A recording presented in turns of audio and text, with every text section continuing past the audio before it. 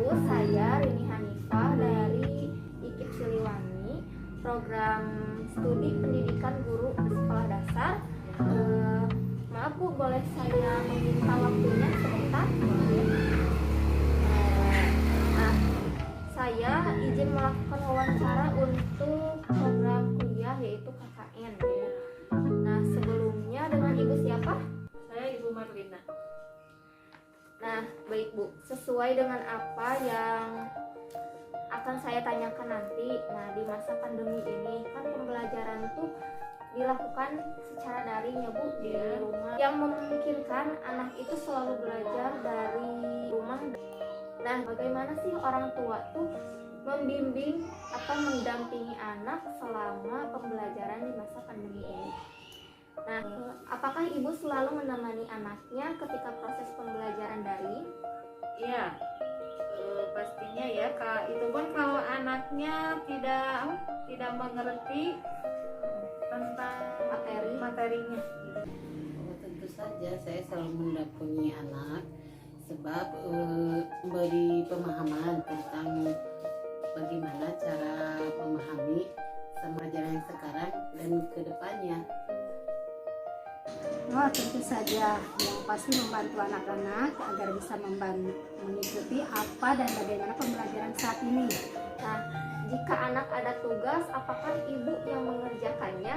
Oh ya tidak, apapun hasilnya anaknya mengerjakan sendiri. Saya cuma memberi bimbingan saja kepada anak yang mengerjakan anak sih soalnya. Kalau saya sih soalnya bukan orang yang keluar tipe yang harus bisa gitu ya, harus menjadi juara kelas atau apa. Kita melihat aja gimana potensi anak aja gitu. Oh tidak tuh Mbak, kita sebagai orang tua hanya meluruskan, membantu mereka untuk mencari jawaban yang lebih tepat. Nah, apakah Ibu kesulitan dalam memahami misalkan materi yang anak belum mengerti gitu? Paling Ibu mengatasinya dengan cara misalkan mencari tahu di internet atau bagaimana untuk menjelaskan ke anak? Iya, kan saya juga nggak paham ya. Paling tanya, lihat dulu ya. Sama apa itu? Ya, itu aja. Nah, Ya soalnya sih bisa kesulitan. Cuman gimana ya, kita harus mengimbangi aja. Kata anak sih, soalnya ini mama ngajarinya nggak sama ibu. oh iya, Gitu. kadang beda ya. Ya. Ya, justru pasti sangat karena beda pemahaman dengan caranya saja. Anak kadang bilang cara yang diajari ibu itu berbeda dengan para guru di sekolah. Apakah ada kendala pada saat mendampingi anak belajar di masa pandemi ini? Pastinya banyak ya. Dalam hal apa? Waktu ya. Saya sebagai ibu rumah tangga pastinya banyak ya, pekerjaan rumah kan belum selesai gitu. Anak kecil nangis, aduh gimana, pokoknya sangat terbebani. Kendalanya sayanya kalau nggak bisa gitu Kak. Nggak bisa pelajarannya, terus anaknya sulit mengerti. Harus berdamai dengan keadaan diri sendiri, Pak. Kadang pekerjaan rumah lebih banyak, selalu mendampingi mereka. Nah, apakah anak merasa bosan dalam pembelajaran online selama pandemi? Ya suka bicara gini, mah mendingan sekolah, belajarnya di sekolah aja, bosen katanya gitu. Karena kan tidak bisa bersosialisasi dengan Iya, teman gitu. iya. Seperti yang tadi ya, jadi kalau anak ibu ini tidak cepat merasa bosan gitu ya. Cuman kendalanya kalau misalkan ibu tidak mengerti, jadi susah menjelaskannya kepada anak. Iya gitu. Dan saya suka memberi luang waktu lah ke anak untuk bermain supaya dia nggak cepet bosan gitu. Alhamdulillah kalau begitu bosan belum sih ya. Karena pembelajaran online ini setiap hari saya selalu memberi mereka kesempatan untuk bermain dengan teman-temannya. Nah, menurut ibu nih, Ya. apa saja kelebihan dan kekurangan dari pembelajaran online ini? Kekurangannya pasti si anaknya sering apa? Kecanduan gadget ya. Kalau kelebihannya ya otomatis anak tahu ya tentang teknologi lewat handphone gitu. Kalau kelebihannya ya anak jadi tahu soal dunia luar lewat internet gitu ya, lewat sosial media. Kalau kekurangannya jadi saya harus memantau apa yang dilihat oleh anak lewat sosial media gitu aja. Kekurangannya semakin mendekatkan anak dengan dunia maya dan banyak kehilangan waktu bersosialisasi. Kelebihannya itu anak-anak semakin melek teknologi dan dunia luar.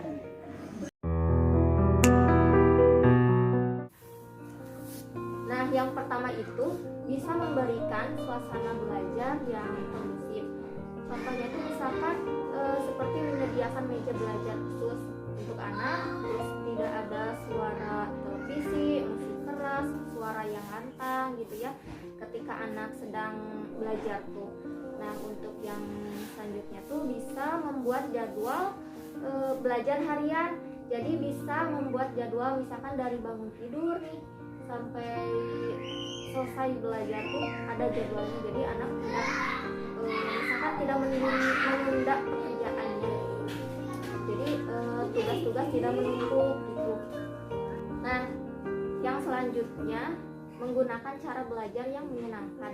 Nah, ibu bisa menggunakan cara belajar yang menyenangkan agar anak tuh belajarnya dengan senang hati melalui proses pembelajaran di rumah.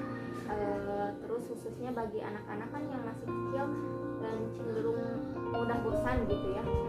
Nah, dengan mengawasi penggunaan media sosial dan game. Kan terkadang anak tuh sekarang ya rata-rata kecanduan main gadget, bermain gitu ya, permainan yang kayak gitu. Jadi si waktunya tidak terkontrol gitu ya.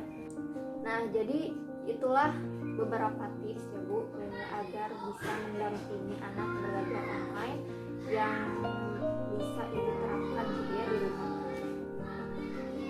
Memberikan suasana belajar yang kondusif. Nah, misalkannya tuh seperti menyediakan meja belajar khusus misalkan. Terus di keadaan yang hening misalkan kan ada nih contoh mengerjakan sambil nonton TV.